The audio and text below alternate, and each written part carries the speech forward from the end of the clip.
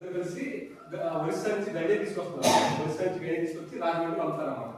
ఆ 50 కేజీల యొక్క వాల్యూ ఎంత ఉంటుందంటే 25 lakhs ఉంటుంది, 40 లక్షలు బయట అమ్ముకుంటే 50 కేజీలు గంజేది. ఓకేనా? ఈ ట్రాన్స్పోర్టేషన్ చేసినందుకు వీళ్ళకి ఎంత ఇస్తారు? 5 రూపాయలు ఇస్తారు అన్నమాట. ఓకేనా? 5 రూపాయలు ఇస్తారు వాళ్ళకి. కానీ లబ్ధి పొందేది ఎవరంటే మెయిన్ ఒకడు ఉంటాడు, వాడు ఎవడ కనపడదు. మీ సినిమాలు చూస్తుంటారు, మెయిన్ గన్ ఒకడు ఉంటాడు, ఎక్కడ ఇతర దేశంలో ఉంటాడు. మధ్యలో బలి ఎవరంటే ఇక్కడ ట్రాన్స్పోర్టేషన్ ఏమి ఉండదు చూసావా, వాడికి 5 వేలు వస్తాయి. ఒరిస్సా నుంచి రాజమండ్రి తీసుకెళ్తే వాడికి బండి ఇస్తాడు. ఒరిస్సా నుంచి రాజమండ్రి రోడ్ తీసుకెళ్తే వాడికి ఇచ్చేది అంటే 5 రూపాయలు ఇస్తారన్నమాట. ఓకేనా? కానీ నువ్వు గంజేదో పట్టుబడ్డావు అంటే మెయిన్ ఎవడైతే ఉన్నాడు సోర్స్ అడుగుతున్నా వాడు పారిపోతాడు అన్నమాట. మెయిన్ పట్టుబడి ఎవరు పట్టుబడుతున్నారు? మన ఏఎన్సీ పిల్లలే పట్టుబడుతున్నారు అన్నమాట. ఒక 5,000 10,000 కోసం. 5,000 10,000 అనేది మనం జలసా ఖర్చు పెట్టుకుంటే గంట అయిపోతుంది 5,000 10,000 అనేది. కానీ ఇప్పుడు అదే కుర్రోళ్ళు ఆ ట్రాన్స్పోర్టేషన్ దొరికినప్పుడు వాళ్ళ ప్రజలు రాజమండ్రి సెంటర్ జైల్లో ఉన్నారు అన్నమాట. రీసెంట్ గా ఒక 20 days బ్యాక్ జరిగింది కేసు. రాజమండ్రి సెంటర్ జైల్లో ఉన్నారు. దాదాపు వాళ్ళకి 2 సంవత్సరాల పాటు చేసినటువంటి ఒక 2 సంవత్సరాల వరకు బెయిల్గా రాదు. ఈ 2 సంవత్సరాల లోపు వాడు జైల్లో ఉన్నా కానీ కేసు కంప్లీట్ హీరింగ్ మొత్తం కంప్లీట్ అయింది అనుకో, శిక్ష పడిపోతే బయటకు రాడు, 2 సంవత్సరాలు అక్కడ ఉండిపోతాడు. అలాగే వాడికి 2 lakhs వరకు ఫైన్ పడుతుంది అన్నమాట.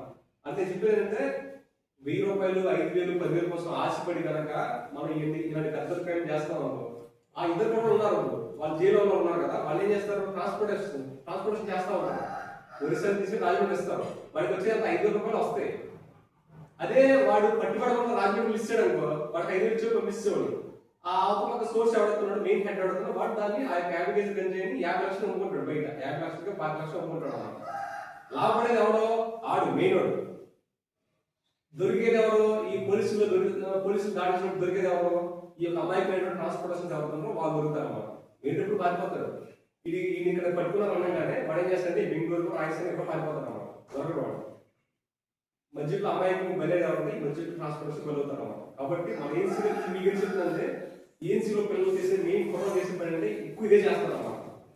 పిల్లలు ట్రాన్స్పోర్టేషన్ ఒక గంట వైరామ సెంటర్ దాడిస్తున్నాం, చోటు సెంటర్ దాడిస్తున్నాం, కన్సల్పాల్ సెంటర్ దాడిస్తున్నాం, 5,000 10,000 చేస్తున్న ఉద్దేశంతో మీకు 5,000 10,000 వస్తాయి కదా, మనకి వాళ్ళు కూడా ఉపయోగపడతాయనే ఉద్దేశంతో ఈ గంజాయి ట్రాన్స్పోర్టేషన్ ఒప్పుకుంటారు. ఒప్పుకున్న తర్వాత ఏంటి, ఎక్కడో దొరికిపోతారు. ఇప్పుడు వైరామ మిస్ అయ్యారనుకో, ఏదో వేటవాడ సెంటర్ ఉంది, అర్ధగంట పోలీసులు ఉన్నారు. దాన్ని దాటారనుకో గంగవరం సెంటర్ ఉంటుంది, అక్కడ గంగవరం పోలీసులు ఉంటారు. ఎదురుగేళ్ళు గోపాలం ఉంటుంది, గోపాలం పోలీసులు ఉంటారు. ఎదురుగేళ్ళు కోరుకున్నారు. ఈ యొక్క దాంట్లో ఎక్కడో దొరికిపోతావు నువ్వు. ఓకేనా? ఈ ట్రాన్స్పోర్టేషన్ వైరామం పోలీసులు తప్పించుకోవచ్చు, అర్ధగంట పోలీసులు తప్పించుకోవచ్చు, గంగవరం పోలీసులు తప్పించుకోవచ్చు. ఎదురుగా పోలీసులు ఉంటారు. ఎవరో నీకు దొరుకుతాను చెకింగ్ ఉంటా ఉంటుంది, నైట్ వెహికల్స్ కన్వీనియన్స్ ఉంటుంది అన్నమాట. ఎవడో దొరుకుతా ఉంటాడు, ఎక్కడో దొరికిపోతాం అన్నమాట. దొరికితే మాత్రం బయటకు రావడం అనేది అసాధ్యం ఉన్న ప్రజెంట్ సినారియోలో. ఎందుకంటే ఈ యొక్క గంజాయి మీద ఎక్కువ మన యొక్క రాష్ట్ర డీజీపీ గారు కానీ మొత్తం సెంట్రల్